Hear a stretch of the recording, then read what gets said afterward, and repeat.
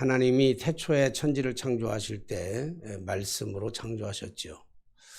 빛이 있으라 말씀하신 빛이었었고, 하늘에 있는 모든 해와 달과 별들, 또 땅에 길어 다니는 모든 짐승들, 하늘에 나는 모든 새들, 또 바다에 있는 모든 물고기들, 생물들을 하나님께서 친히 말씀으로 창조하셨습니다. 그러던 가운데 특별히 사람들을 창조하셨는데, 사람들을 창조하실 때는 말씀으로만 창조하신 것이 아니라 흙으로 하나님의 형상대로 빚으시고, 그리고 그 다음에 그 코에 생기를 불어넣었더니 비로소 생명이 되었더라, 사람이 되었다. 그래서 그를 남자라 부르고 그를 가리켜서 아담이라 그렇게 이름을 부릅니다. 아담 혼자, 남자 혼자 독처하는 것이 하나님께서 별로 좋지 않게 여기셨어요. 모든 만물을 창조하시고 나서는 다 보시기에 심히 좋았더라, 심히 좋았더라 그랬는데, 남자 혼자 독처하는 것이 좋지 못하여 하나님께서 그렇게 말씀하시고, 그리고 아담을 깊이 잠들게 한 이후에 아담의 갈비뼈를 취해서 여자를 만들었죠. 그래서 그 여자를 만들어서 아담의 갈비뼈를 취해서 만들었다 그렇게 해서 아담은 그를 여자라 불렀다 그렇게 합니다. 그리고 그의 이름을 우리가 이브라고도 하기도 하고 또 혹은 하와라고도 부르기도 했습니다. 하나님께서 이렇게 세상을 창조하시고 태초에 세상을 창조하시고 특별히 사람들을 창조하신, 사람들을 만드신 특별한 이유가 있다면 창세기 1장 27절에서 28절에 있는 말씀처럼 하나님께서 그들에게 복을 주시면서 이 땅에서 생육하고 번성하고 그리고 땅에 충만하며 땅을 정복하며 그리고 바다의 물고기와 하늘의 새와 땅에 움직이는 모든 생물들을 친히 다스리게 하심이라. 그러니까 땅에 있는 모든 것들을 하나님께서 인간이 다스리고 관리하고 그리고 나서 그런과 동시에 하나님을 경배하는, 하나님을 찬양하는 그러한 대상으로.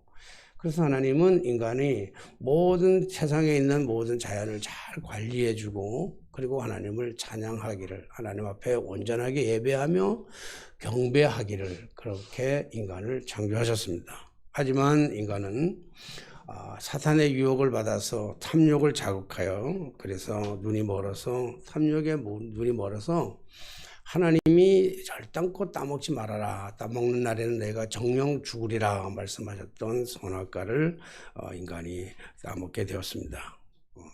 이것으로 말미암아 인간은, 아담과 하와는 하나님과의 관계가 깨어졌고 하나님과를 단절하게 되었고 하나님을 떠나는 삶을 살아가게 되는 거죠. 이것을 가리켜서 우리는 신학적으로 그걸 죄다 이렇게 얘기합니다. 죄는 하나님과의 분리, 하나님과의 단절, 하나님과의 떠나는 것을 가지고 우리가 죄라고 이야기합니다.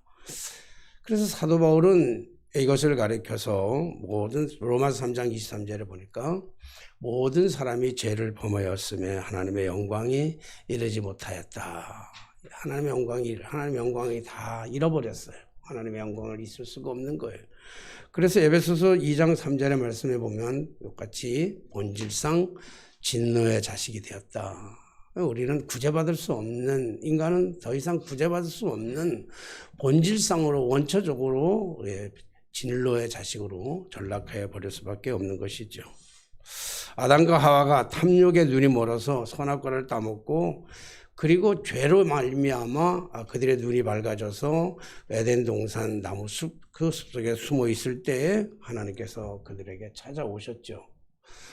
아담과 하와에게 찾아오셔서 친히 그들의 허물을 덮어주시기 위해서 어린 양을 잡아, 짐승을 잡아서 그 피가 뚝뚝 떨어지는 가죽옷을 만들어 가지고 그들의 그 허물과 그 모든 죄를 다 덮어주셨다. 가죽옷을 입히셨다. 이걸 가지고서 우리는 원초적인 복음, 원시 복음이라, 복음의 시작이라고도 얘기하죠. 죄를 범해서 영원히 죽을 수밖에 없는 인간, 인간의 힘으로 노력으로 애씀으로 구원받을 수 없는 인간을 위해서 하나님이 친히 찾아오셔서 저들의 허물을 덮어주신 이 사건, 이거를 우리가 원시복음이라 그렇게 얘기합니다. 그러나 아담과 하와가 지었던 이 원초적인 이 죄의 근성, 죄성은 여전히 남아 있어서 계속적으로 인간은 죄를 짓게 되는 것이지요. 그래서 그의 아들 가인은 아벨을 돌로 쳐 죽였습니다. 자기의 재물은 받지 아니하고 아벨의 재물만 받았다고 하는 이유로 동생 아벨을 쳐 죽이는, 살인하는 그런 비극적인 인간의 삶은 계속 그 죄성은 끊이지 않게 되었죠. 뿐만 아니라 그 이후에도 죄악이 관영하여서 하나님께서 이 세상을 바라보기에도 심히, 당신이 친히 창조하신 이 세상이지만 인간의 이 타락이 지나치게 관영되다 보니까, 세상에 악이 관영하다 보니까 하나님은 더 이상 참을 수가 없어서 홍수로, 노아 때 홍수로 세상을 심판하기로 작정하시고 40일간 40일 40야를 주구장창 비오게 해서 이 모든 땅에 모든 것들을 다 멸종하기에 이르게 되었죠. 그러나 하나님께서는 그럼에도 불구하고 여전히 끝까지 그 잔뿌리를 남겨두셔가지고 다시 한번 세상에 소생시켜 주시고 노아의 후손들을 통해서 또 땅에 번성하게 만들었더니 그 후손들은 여전히 또다시 바벨론이라고 하는, 바벨탑이라고 하는 거대한 성을 만들어가지고 하나님 한 끈의 끝에 닿아서 하나님을 대적하기에 이르게 됩니다. 그러니까 이것을 보던 하나님께서는 더 이상 가만히 놔둘 수가 없으니까 그 바벨탑을 다 흩어버리셨어요. 사람들을 다 흩어버렸다고요.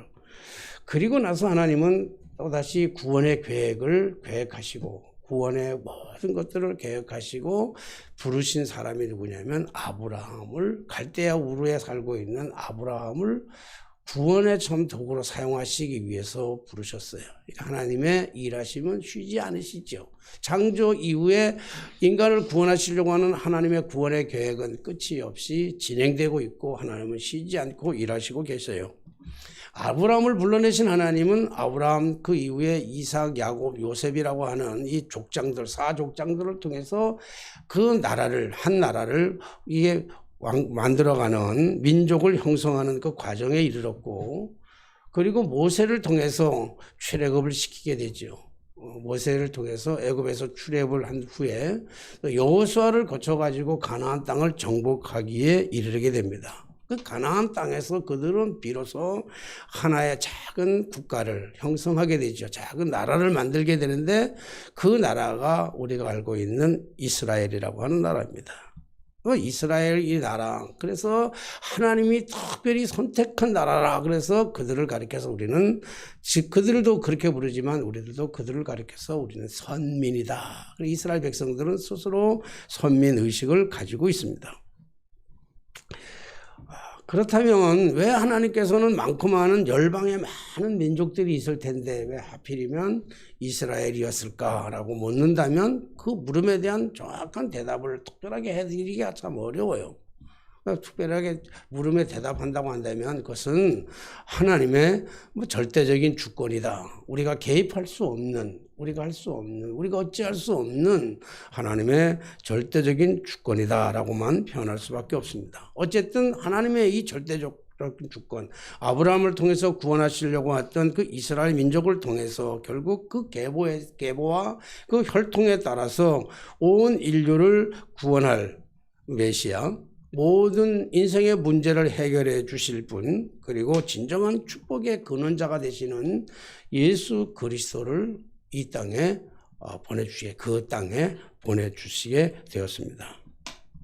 그래서 우리가 이스라엘 역사를 알아야 되고 이스라엘 역사를 배워야 한다. 저는 이스라엘 역사를 공부할 때마다 신학교 가기 전에 이스라엘 역사에 대해서 공부한다고 할 때 목사님들이 가르칠 때 이해가 잘 안 됐어요. 한국 역사도 모르는데 왜 이스라엘 역사를 배워야 되는지 도무지 이해할 수가 없었어요. 그리고 신학교에 들어가서는 또 이스라엘 역사를 공부하는 시간들이 많이 있음에도 불구하고 기독교 교육에 또 빠져가지고 정신없이 빠져가지고 이스라엘 역사를 잘 공부하지 못했어요. 제가 지금까지 이렇게 모든 인생을 살아오면서 65년의 인생을 살아오면서 저는 내 인생을 돌아보면서 후회하는 게 거의 없어요. 저는 이걸 좀 해봤으면 좋겠다, 저거 해봤으면 좋겠다, 이런 후회는 별로 없어요. 영어를 잘 못하고 독일어를 잘 못하고 히브리어, 헬라어를 잘 못해도 지금도 여전히 그걸 좀 열심히 할 걸 그랬네라고 하는 생각은 잘 없어요. 그러나 굳이 내 인생을 총틀어서 다 돌아보면서 조금 아쉽고 조금 후회되는 게 있고 뭐가 있냐고 찾는다면, 굳이 찾는다면 신학교 다닐 때 성서신학이나 역사신학을 공부하지 아니하고 기독교 교육만 공부했다고 하는 것이 조금 아쉬워요. 그래서 진학교 가는 사람들이 있다고 한다면 반드시 저는 성서신학과 역사신학에 대해서 좀 공부를 많이 했으면 좋겠다, 이렇게 얘기합니다. 하나님, 제가 부족한 부분은 우리 박 교수님이 오셔가지고, 우리 박 교수님은 성서신학, 특별히 신약신학을 전공하신 분이잖아요. 그래서 성서신학을 전공하신 분들이나 역사신학을 전공하신 분들을 보면 참 부럽습니다.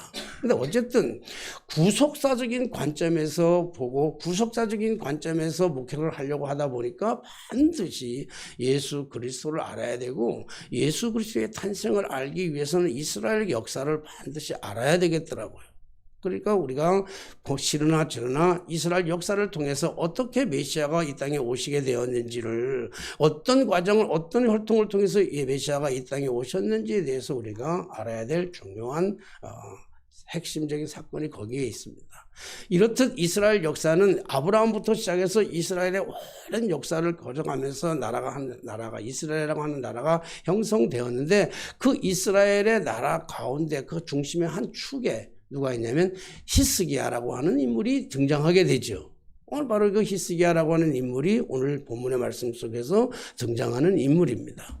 우리가 히스기야 그러면 아마 가장 먼저 떠오르는 게 있다고 한다면 뭐 여러 가지가 있겠지만, 그 중에 가장 사람들이 기억하는 것은 그것이 히스기야인지는 몰라도 사람들이 다 알고 있는 거는 뭐냐면, 병들어서 당장에 죽게 되었는데 그가 낯을 벽을 향하여 돌려대면서 하나님 앞에 통곡하며 기도했더니 그의 생명이 15년이나 연장되었더라. 그래서 이제 우리가 많은 사람들이 질병에 걸리면 우리 히스기야 기도를 많이 하잖아요. 히스기야처럼 그 질병에서 고쳐달라고, 15년간 생명을 연장시켜달라고. 뭐 젊은 애들이 15년 연장시키면 안 되겠죠.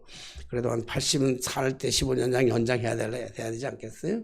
어쨌든 그 15년간 생명을 죽어 마땅한 그 질병의 고통 속에서 인간의 힘으로, 인간의 능력으로, 과학과 의술로는 해결할 수 없는 질병의 문제를 히스기야가 하나님 앞에 낯을 벽으로 돌리고 하나님 앞에 회개하며 통곡하며 기도했을 때 하나님께서는 그 기도를 응답해 주시고 그 생명을 15년간 연장시켜 주었다라고 하는 것으로 우리가 잘 알 수가 있습니다.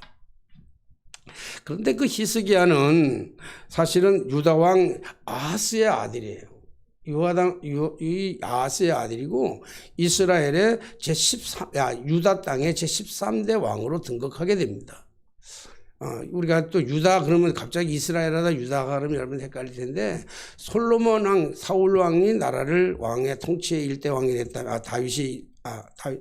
사울 왕이 일대라면 그 다음에 다윗이 2대 왕이고, 그리고 솔로몬 왕이 3대 왕이고, 솔로몬 다음에 르호보암, 여로보암으로 나라가 두 쪽으로 이제 갈라지게 되었죠. 남과 북이 갈라지게 되어서 남쪽을 가리켜서 남유다라고 하고 북쪽을 가리켜서 북이스라엘이라고 하는 그 나라가 두 동강으로 나눠지게 돼요. 그리고 서로 분쟁하기도 하고 싸우기도 하면서 서로 싸우면서 나라를 이어가는데, 자기들끼리의 싸움도 싸움이지만 외세의 침략을 끊임없이 받아요. 블레셋이나 아수르나 바벨론이나 이 외세의 침략을 수없이 받아가면서 그렇게 살아가는데, 그러니까 이 남유다는, 북이스라엘은 이렇게 뭐라 그러나요? 구테타를 일으켜가지고 이 왕을 바뀌기도 하고 왕이 이렇게 혈통을 이어가지 않지만, 유다는 계속적으로 계보를 따라서 혈통을 따라가지고 아브라함의 혈통을 계속 이어서 그 혈통에 따라서 왕이 되는 거예요.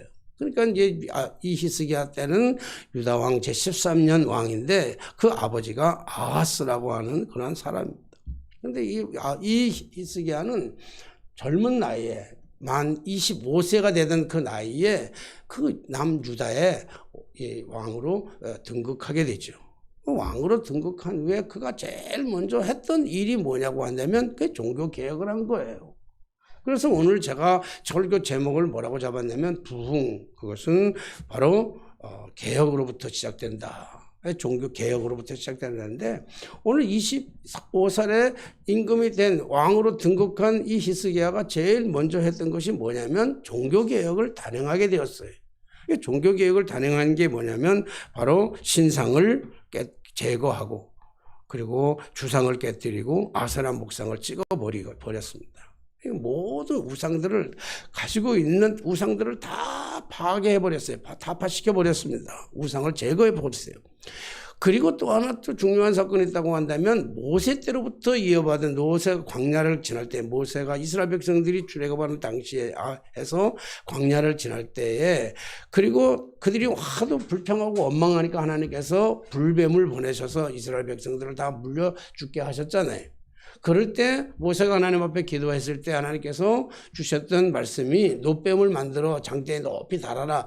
그것을 바라보는 사람마다 다 살아나리라고 하는 그런 말씀을 주셨고 그리고 모세는 놋뱀을 만들어 장대에 높이 달았을 때 누구든지 뱀에 물려서 죽어가는 사람들을 할지라도 그 놋뱀을 바라보기만 하면 다 살아났어요. 그러니까 그 놋뱀이에요. 그 굉장히 중요한 그 놋뱀, 지금까지 이어져 왔던 그 놋뱀. 그래서 사람들은 그것을 성시하고 그것을 우상시하면서 그것을 바라보면서 살았던 굉장히 그들에게는 중요한 그런 물건이에요. 그럼에도 불구하고 오늘 이사야는 이 놋뱀까지도 다 해파해버리고 말았습니다. 이런 행동은 정말로 어리석은 행동이고 무모한 행동이 아닐 수가 없습니다. 사람들이 왜 우상을 섬기고 사람들이 왜 미신을 따라서 살아갑니까? 왜 미신을 따르고 미신을 섬기며 우상을 다 섬깁니까? 그것은 인간이 연약하기 때문에 그래요. 인간이 부족하기 때문에 그래요.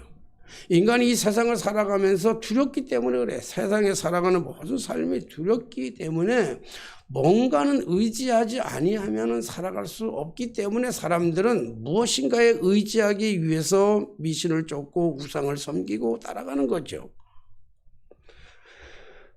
그래서 심지어 예수 믿는 사람들이라고 하는 사람들조차도 교회 다니는 예수를 믿는다고 하는 사람들조차도 정을 초하루가 되면 점쟁이들을 찾아가서 점을 치기도 하고 또 부적을 비싼 돈으로 사가지고 부적을 집에다 붙인다든지 부적을 가슴에 품고 다니는 사람들이 많이 있다는 얘기를 들었습니다.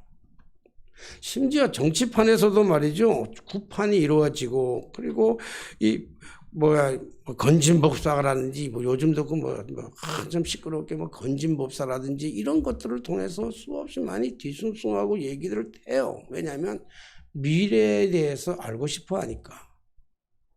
내가 과연 대통령이 될지, 내가 과연 국회의원이 될지, 내가 정말 법무장관이 될지 이것에 대한 두려움, 그 두려움보다도 그 미래에 대해서 점쳐보고 싶어하는 인간의 그 연약함, 인간의 그 무지함, 인간의 그 두려움, 인간의 그 호기심 이 모든 것들이 발동되니까 당연히 어떤 그런 것들 우상에 대해서 의지하려고 하는 마음들이 다 있는 거예요. 그래서 사람들은 점쟁이를 찾아다니고 그리고 부적 같은 거를 가지고 가슴에 품고 다니는 거지요. 그런데 만약에 그렇게 그 우상을 섬기고 의지하는 사람들의 그 부적이라든지 그 우상단지를 뺏어다가 딱 깨뜨려 버린다 그러면 어떻게 되겠어요? 만약에 절에 가서 절에 있는 스님들이 절에 있는 불상들을 다 갖다 깨뜨린다면 사람들이 뭐라고 그랬어요? 그 스님을 가리켜서. 만약에 목사가 교회에 걸려있는 십자가를 다 떼어놔가지고 그거 다 불태버리고 깨버린다고 한다면 사람들은 뭐라고 그러겠어요? 사람들이 가슴에 가지고 있는 품고 있는 부족들을 다 뺏어다가 불에 태운다고 한다면 사람들은 뭐라고 그러겠냐고요. 아, 잘했다. 정말 잘했다. 이렇게 얘기하겠어요? 아니면 그 사람을 비난하고 욕하고 그리고 아주 못했다고 얘기를 하겠습니까? 사람들이 이렇게 하는 이유는 다 왜 그렇게 하겠습니까? 두려우기 때문에 그래요. 미래가 궁금하기 때문에 그래요. 그런 사람들에게 이런 것들을 다 빼앗긴다고 한다면, 그렇게 믿고 의지하던 사람들의 것을 다 빼앗아 버리고 태워버린다면 그들은 절대로 가만히 있지 않을 거예요. 이스라엘 백성들이 지금까지 저들을 의지했던 저들의 삶, 특히 자기 아버지 때부터 이어져 왔던 그 많은 우상을 섬겼던 그 모든 산당들을 다 제해버리고 아세라 목상들을 다 깨어버리고, 그리고 노뱀까지 깨어버린다고 한다는 것은 이건 진짜로 무모한 행동이 아닐 수가 없고 어리석은 행동이 아니할 수가 없어요. 그럼에도 불구하고 그가 그것을 파괴할 수밖에 없었던 것은, 그것은 그 하나님만 섬기는 것이 살 길이라고 하는 것을 히스기야는 알았기 때문에 그렇습니다. 그러므로 진정한 부흥이라고 하는 것은 우상을 타파하고 하나님께로 돌아갈 때만이 진정한 부흥의 역사가 일어나게 되는 줄로 믿습니다. 왜 각성, 개혁, 이게 뭡니까? 각성과 개혁이라고 하는 것은 다른 바가 아니라 바로 하나님께 떠났던, 하나님이 뒤편이었던 것들을 하나님을 전면에 내세우는 하나님께로 돌아가는 것, 그것이야말로 진정한 부흥이고, 그것이야말로 진정한 개혁이고, 그것이야말로 진정한 각성인 줄로 믿습니다. 하나님만 의지하고 하나님께로 돌아가는 것, 이것이야말로 진정 나라가 살 길이며, 그리고 개인의 행복으로 나아가는 참되고 복된 길인 줄로 믿습니다. 이것이 바로 부흥이에요. 이것이 바로 진정한 개혁입니다. 이 진정한 개혁은 자신으로부터 오는, 자신의 각성으로부터 오는 거죠. 그래서 히스기야는 가장 먼저 왕이 되었을 때 그가 행했던 일은 바로 종교개혁이라고 하는 것이었어요. 종교개혁과 함께 오늘 우리가 읽어드린 이 본문의 말씀을 보면 종교개혁과 함께 아주 중요한 것이 하나 있었는데, 그게 뭐냐면 두 번째로는 정치개혁이라고 하는 거예요.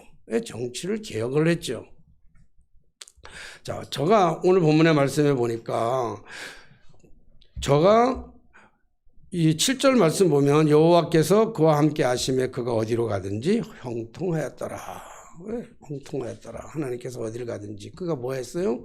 우상을 타파했다 그랬잖아요. 그러니까 그가 우상을 타파할 수 있었던 가장 근본적인 이유는 그 위에 보면 3절에 보니 히스기야가 그의 조상 다윗의 모든 행위와 같이 여호와께서 보시기에 정직히 행하였더라 그랬어요. 정직히 행하였다는 건 하나님만을 의지했다, 그렇게 얘기했죠. 그러니까 오늘 여기 보니까 그가 어디를 가든지 형통하였더라. 저가 오늘 우리가 읽어드린 말씀 보면 저가 아수르 왕을 배반하고, 아수르 왕을 배반했다라고 하는 것, 이게 굉장히 심각한 일입니다. 약소 민족이 살아가야 될 중요한 것은요, 강대국에 빌붙어서 살아가야만 하는 거예요. 그러니까 아버지 아하스 왕 때에 이미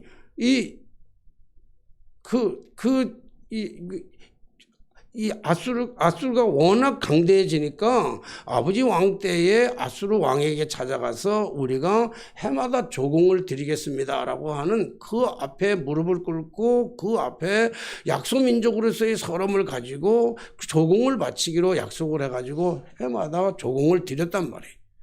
해마다 그 조공을 드리고 그들 앞에 무릎을 꿇고 복종하고 그들을 섬겨왔는데, 이게 지금 히스기야 왕이 등극하면서 제일 먼저 한 일은 그 조공 바치는 일을 안 하겠다, 배반했다, 이 말이에요.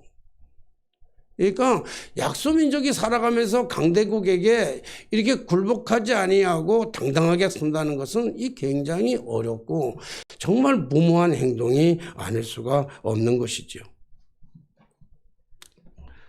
오늘 여기에 보면 이 히스기야가 조공을, 여러분 세상의 사람들이 자기가 피땀 흘려 노력하고 애써서 한 농사, 자기가 열심히 만들어 놓은 자기의 삶의 모든 터전의 한 일부를 띄어가지고 다른 나라에다가 바친다고 하는 것, 이거 좋아할 사람들이 어디 있겠습니까?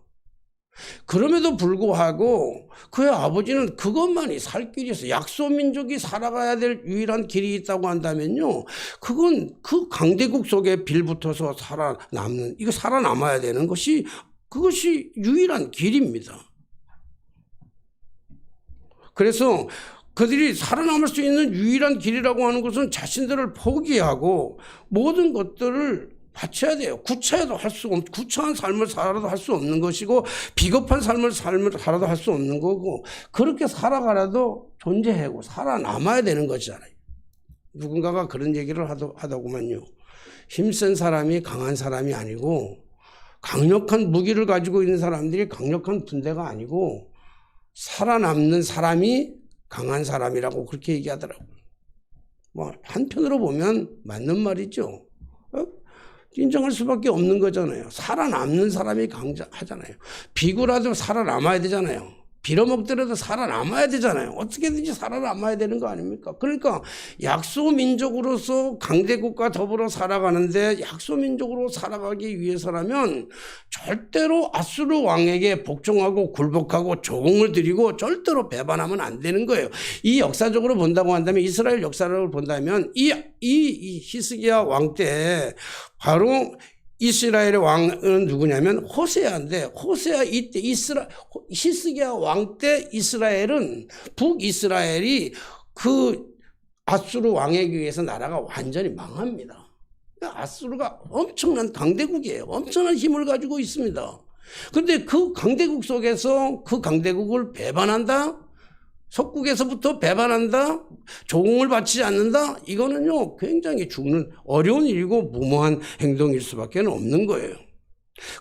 그런데 왜 히스기야는 이때 백성들이 어떻게 했겠습니까? 이때 신하들, 이때 충신이라고 하는 사람들이 어떻게 했어요? 나라를 지키기 위해서, 나라를 보존하기 위해서는 당연히 아수르에게다가 조공을 바치고 그들에게 배반하지 아니하고 그들에게 복종하며 살아가야 된다라고 많은 옆에 있는 수없이 많은 충신들이라고 하는 사람들이 조언을 했을 거예요. 이런 신하들의 반대에도 무릅쓰고 아수르 왕을 왜 히스기야는 배반을 했을까요? 히스기야가 아수르 왕을 배반하면 이스라엘 모든 백성들이 도탄에 빠질 수가 있습니다. 어려움에 빠질 수 있습니다. 정말 공경에 빠질 수 있습니다. 아수르가 쳐들어와가지고 그들의 모두 전멸시킬 수 있는 이 위기의 상황에 있음에도 불구하고 그것을 다 알면서도 여러분 정치인들이 해야 될 가장 중요한 게 뭐겠습니까? 정치란 뭐냐 그러면 저는 살피는 거라고 생각합니다. 보살피는 거예요. 둘러보는 거예요. 가정에서도 정치하잖아요, 아버지가. 3명 이상 되면 정치가 하는 거니까. 가정에서 아버지가 좋은 정치가로서 아버지가 좋은 정치인이 가정으로 된다고 한다면요, 가족들을 살필 줄 알아야 되죠. 아내를 살피고 자식들을 살피고 무엇이 문제인지 어떤 것이 어려움인지를 다 살피는 것이 좋은 아버지고 좋은 정치인이 되는 거예요, 가정에서. 물론 이렇게 얘기하면 나는 좋은 아버지는 좋은 정치인은 되지 못하지만 어쨌든 좋은 정치라고 하는 것은 살피는 거잖아요.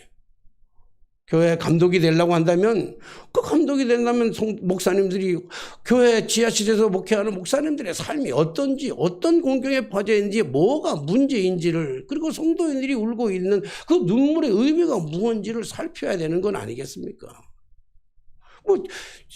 회사의 CEO가 된다고 한다면 직원들의 아픔과 고통이 무엇인지를 알아야 되고 회사의 문제가 무엇인지를 알아야 되잖아요. 그리고 그걸 대처를 잘 할 줄 아는 사람이 좋은 정치가고 좋은 CEO 아니겠습니까? 한 나라의 임금이 되려고 한다면 최소한 현재 돌아가는 현 시대의 정세는 알아야 될 거 아니에요.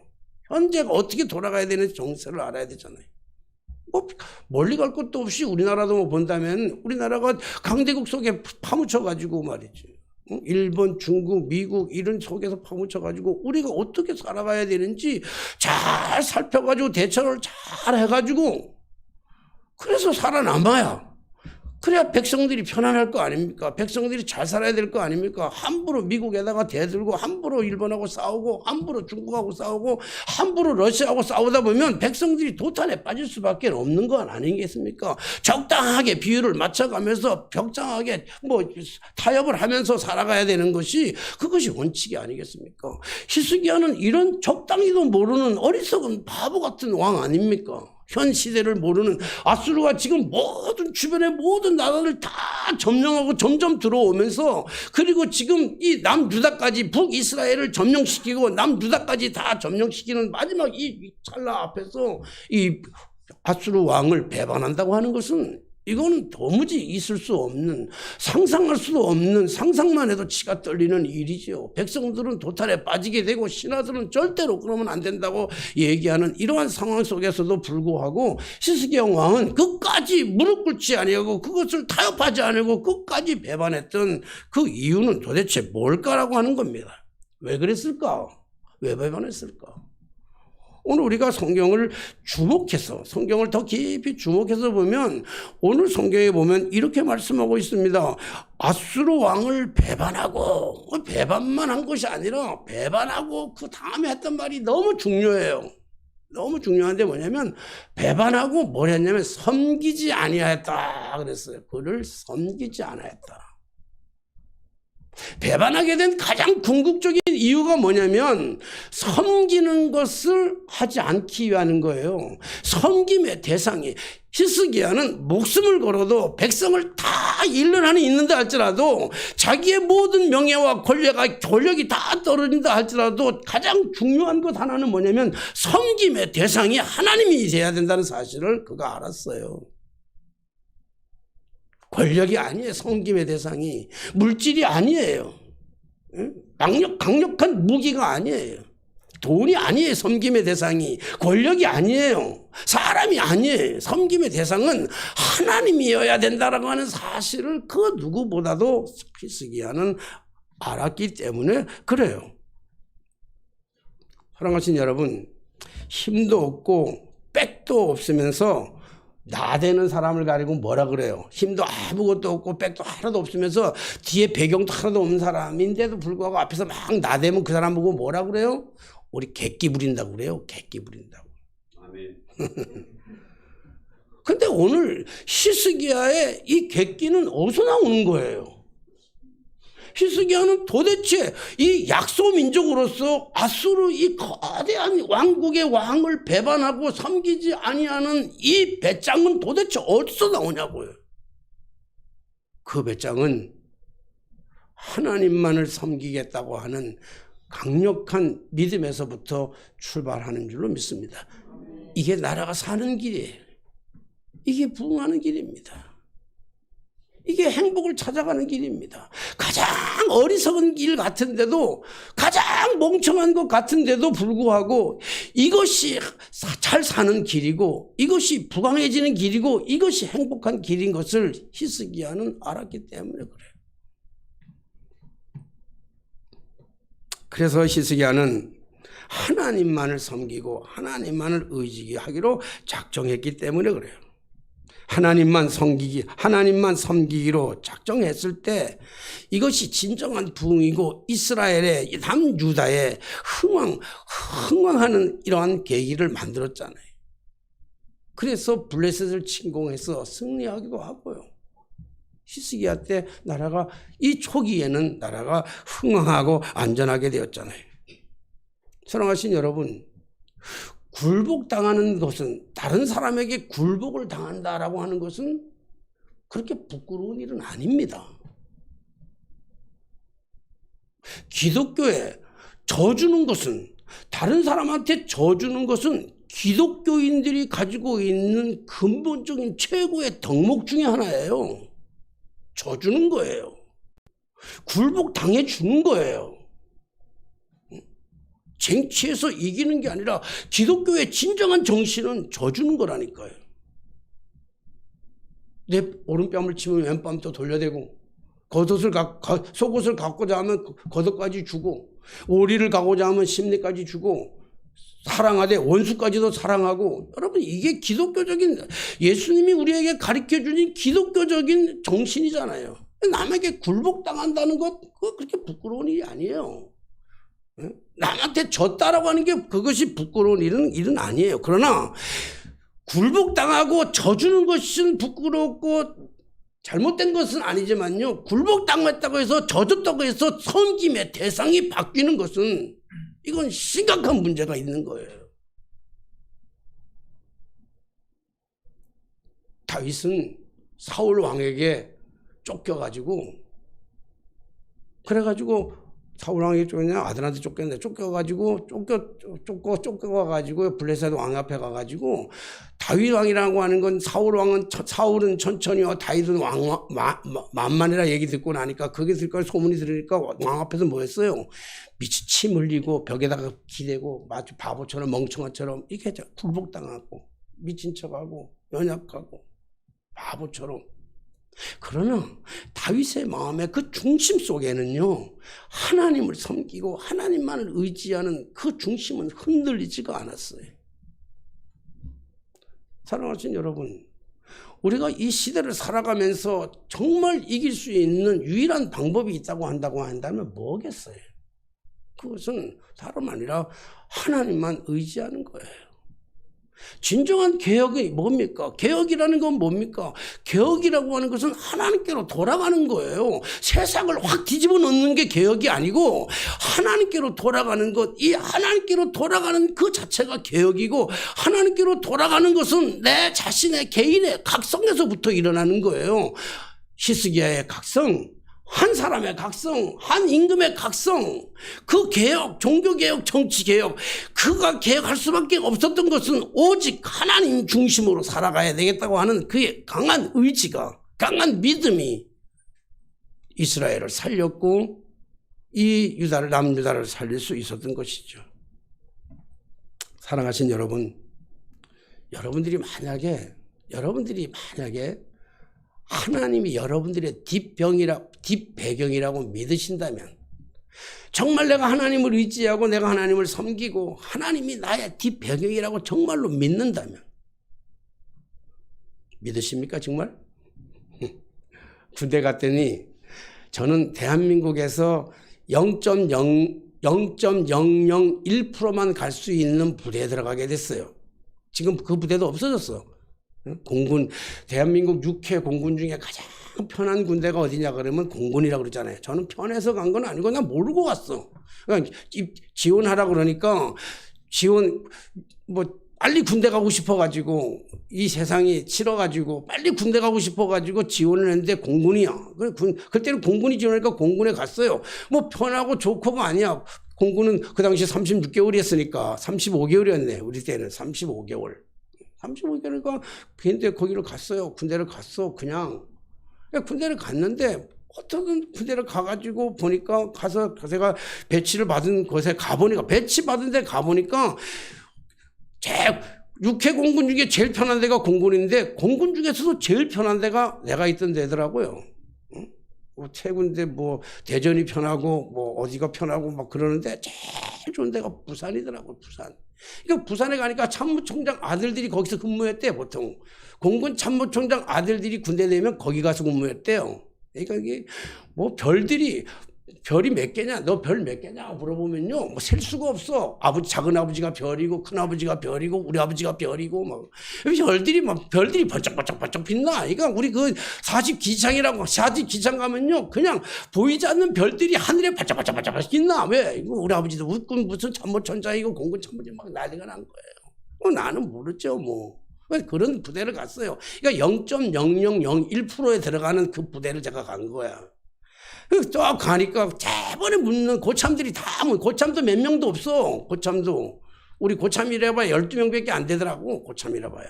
12명 고참들이 물어요. 맨날 밤마다 와서 물어보는 거예요. 무슨 백이 있냐고. 무슨 백이 있어요? 백은 아무 백도 없지. 아무 백이 없는데, 아무 백이 없이 여기 어떻게 왔냐고, 별이 없이 여기 어떻게 왔냐고, 올 수가 없는데, 별이 없으면, 뒷배경에 별이 없으면 여기 못 오는데 어떻게 왔냐는 거예요. 그리고 가만히 생각해보니까 별이 수도 없이 많더라고요. 셀 수가 없어. 우리 고참들한테 그랬어요. 어느 날 밤에 하도 귀찮게 그래가지고 별이 몇 개냐 그래서 셀 수도 없다 그랬어요. 도대체 몇 개인데 그러더라고. 내 백은 하나님, 뒤에 하나님이 있으니까 하늘에 있는 모든 별들이 다 그 별들이더라고. 고참들이 그다음부터 하나님, 내 백은 하나님입니다. 내가 그랬어요. 내 백은 하나님입니다. 뒷백은 하나님입니다. 하나님밖에는 없습니다. 아무리 생각해도 하나님 외에는 다른 백이 없습니다 라고 얘기했더니, 그다음부터는 부대원의 고참들이 하나도 건들지도 않아. 손도 하나 갖다가 안 돼, 나한테. 겁나가지고. 겁나가지고. 진짜예요. 거짓말에 하나도 없이 진짜. 쟤 건드리면 뭐가 잘못될 줄 알고 고참들이 최고참이 단체 기업 줄 때는요 꼭 나를 심부름 시키더라고. 야 가가지고 편지 왔느냐 저 가가지고 저쪽 가가지고 편지 왔느냐 가봐. 갔다 와보면 고참들이 나 위에 고참들이 다 뭐 혼나기도 하고 그랬대. 안 건드려.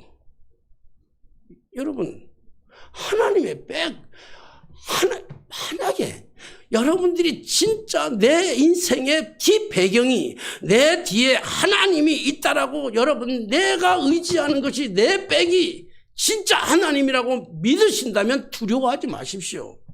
부끄러워하지도 마십시오. 놀라지도 마십시오. 속상해하지도 마십시오. 하나님이 맞다면 내 배경이.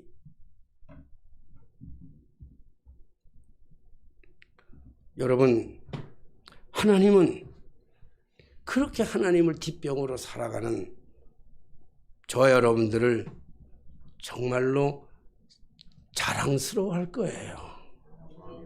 아무것도 없으면서 아무것도 가진 것도 없으면서 그 하나님 자신 하나만 믿고 그 뒤에 있는 하나님만 믿고 어떨 때는 정말 비굴하게 사는 것 같아도 어떨 때는 다 양보하게 사는 것 같아도 그래도 하나님만을 섬기며 당당하게 살아갈 수 있는 그 사람을 우리 하나님은 자랑스러워할 거예요. 여러분 개혁이란 각성을 말하는 거예요. 각성이란 하나님께로 돌아가는 거예요. 하나님께로 나아가는 거예요. 하나님만 섬기고 하나님만 의지하는 것. 이것이 진정한 각성이고 진정한 개혁이고 이 각성과 개혁을 통해서 나라가 살고 개인이 살고 교회가 다시금 살아나는 놀라운 역사가 있어질 줄로 믿습니다. 하나님을 뒷배경 삼아서 하나님을 단단한 백 삼아서 하나님을 섬기고 의지하면서 이 험악한 세상 정말 두려울 수밖에 없는 세상 태풍이 온다 그러니까 다 두려워하고 있잖아요. 태풍만 옵니까? 예? 가뭄도 오고요. 오늘 전사님 기도할 때 태풍도 오고 가뭄도 오고 하나는 빠졌더라고요. 산불도 오고 불이 엄청나게 오잖아요. 예. 여러분 그런 위험이 우리에게 도사린다 할지라도 우리의 배경은 내가 믿는 의지는 내가 섬기는 것은 돈도 아니요 권력도 아니요 명예도 아니요 하나님 한 분이면 족한 줄로 믿습니다. 이 믿음으로 승리하는 저 여러분들의 삶이 되게 되시기를 주님의 이름으로 축원합니다. 늘 우리와 동행하시며 늘 우리 편에 서셔서 우리의 근심과 걱정을 대신 짊어지시고 우리의 모든 문제를 앞서서 해결하시는 주님. 주님은 언제나 우리를 사랑하시고 우리를 보호하시지만 때때로 우리는 주님을 망각해버리고 세상의 것들을 쫓아 살아갈 때가 얼마나 많았는지 모릅니다. 하나님을 의지하기보다는 눈앞에 보이는 것들을 쫓아 의지하며 살아갈 때가 더 많았고 하나님만을 전적으로 섬기기보다는 물질을 섬기고 권력을 섬기고 사람을 섬기는데 급급하게 살아왔던 우리의 삶의 모습이 있다면 이 시간 우리의 그 진정한 개혁으로부터 우리의 각성으로부터 우리의 삶이 우리의 그 주변이 부흥할 수 있도록 축복하여 주옵소서. 예수님의 이름으로 기도하옵나이다. 아멘. 찬송가